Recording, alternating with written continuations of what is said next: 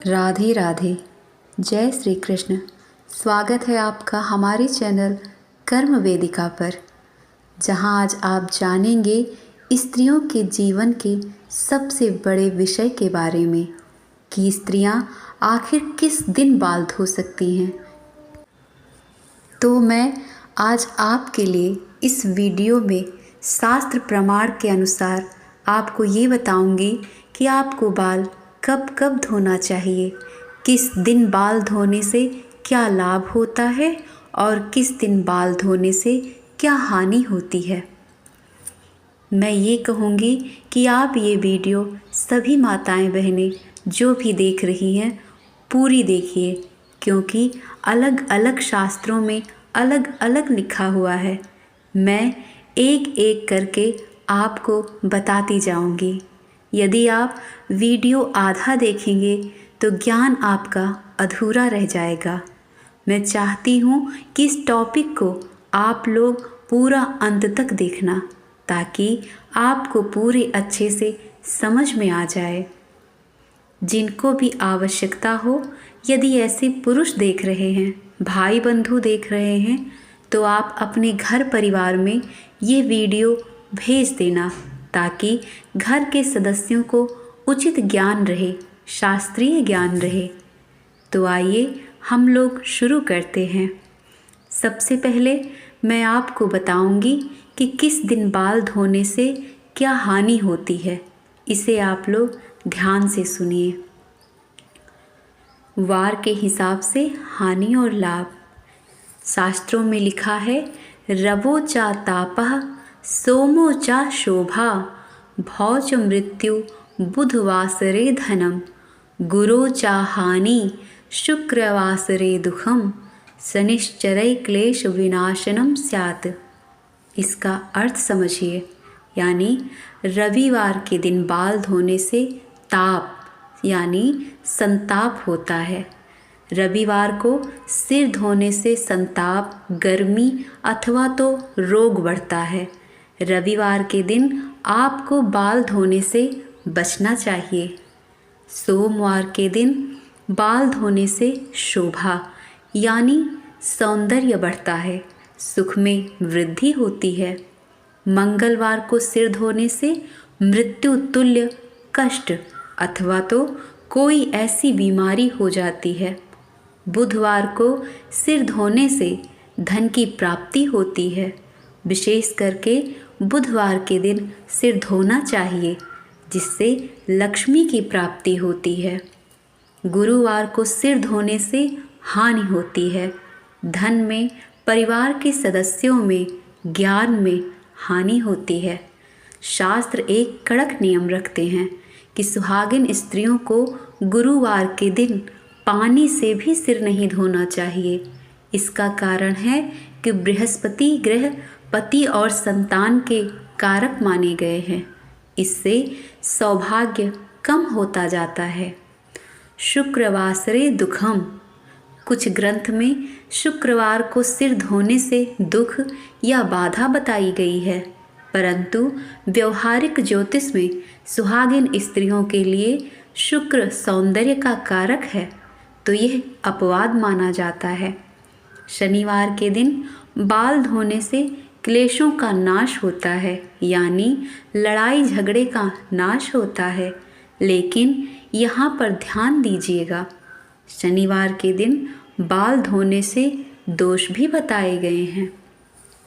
आइए जानते हैं तिथि के हिसाब से बाल धोने के शास्त्रीय नियम। षष्ट्याम तैलम न स्पष्टव्यम, अष्टम्याम च विशेषतः, अमावस्याम पूर्णिमायाम द्वादश्याम च संक्रमम।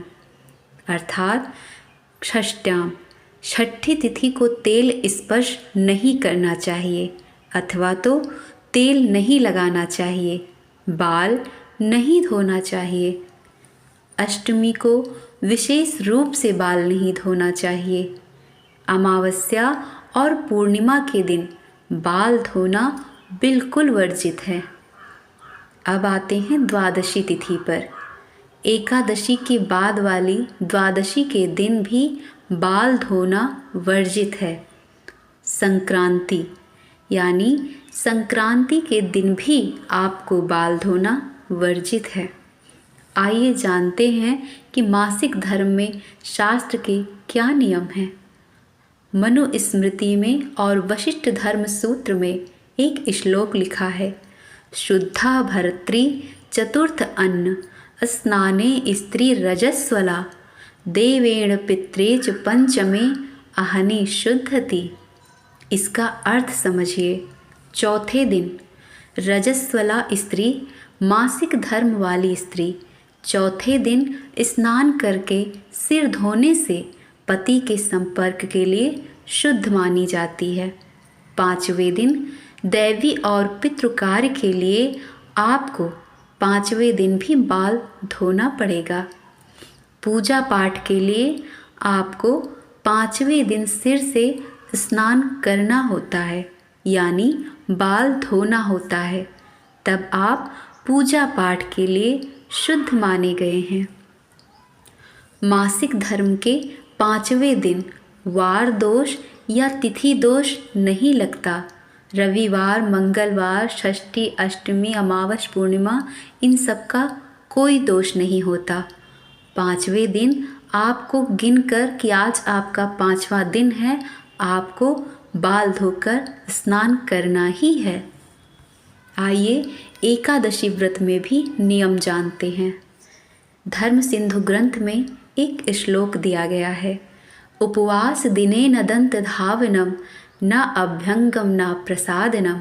अर्थात इस दिन आपको तेल भी नहीं लगाना है और बाल भी नहीं धोना है।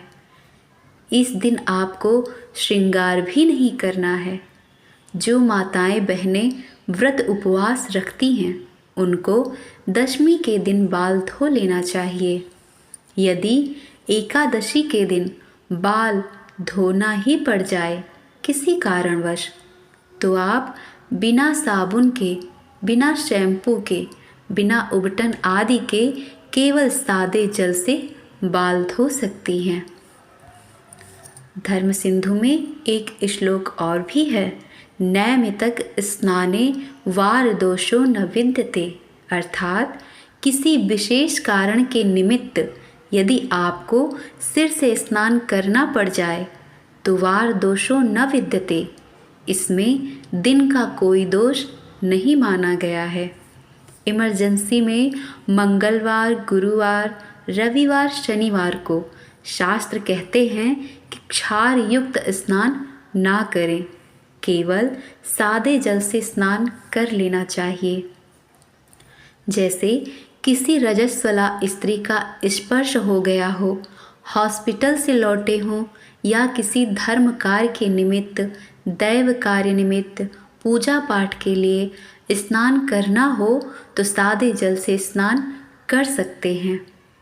यदि आपको शंका हो कि सादे जल से भी हानि ना हो जाए तो शास्त्र में यह उपाय बताया गया है, रवो पुष्पम गुरु दूर्वा भव मृद शनो तिला चतुर्वार दोषत्र स्नाने नित्यम न विद्यते। अर्थात रविवार को स्नान करने के लिए आपको जल में पुष्प की पंखुड़ियाँ मिला देनी चाहिए, जिससे बाल धोने का दोष नहीं लगेगा। गुरुवार को जल में यदि आप दूब या घास डालकर स्नान करेंगे तो गुरुवार का दोष भी समाप्त हो जाएगा। मंगलवार को तुलसी के गमले की एक चुटकी मिट्टी जल में डाल दें, इससे मंगलवार का दोष खत्म हो जाता है। शनिवार के दिन काला तिल मिला देने से सारा दोष नष्ट हो जाता है और बाल धोने से दोष नहीं लगता। यदि इनमें से कुछ भी नहीं मिले तो कच्चा दूध जल में मिलाकर स्नान करने से कोई दोष नहीं लगता। यदि आपको कोई इमरजेंसी नहीं है तो सोमवार और बुधवार बाल धोने के लिए सर्वोत्तम दिन माना गया है। कुंवारी कन्याएं भी रोज बाल धो सकती हैं, क्योंकि वह विवाहिता नहीं हैं, तो उनके ऊपर अधिक दोष नहीं लगता है, लेकिन शर्त वही रहेगी कि तेल, साबुन, शैम्पू आदि से इस दिन बाल नहीं धोना है, सादे जल से धोना है। अब अगला वीडियो शास्त्र प्रमाण के अनुसार आपके लिए लाऊंगी कि आपको कपड़े कब धोने चाहिए, कब नहीं धोने चाहिए। उस वीडियो को भी आप लोग ज़रूर देखिएगा। तब तक के लिए आपको बहुत बहुत शुभकामनाएं। कमेंट में ये भी बताइए कि आपको ये जानकारी कैसी लगी। राधे राधे।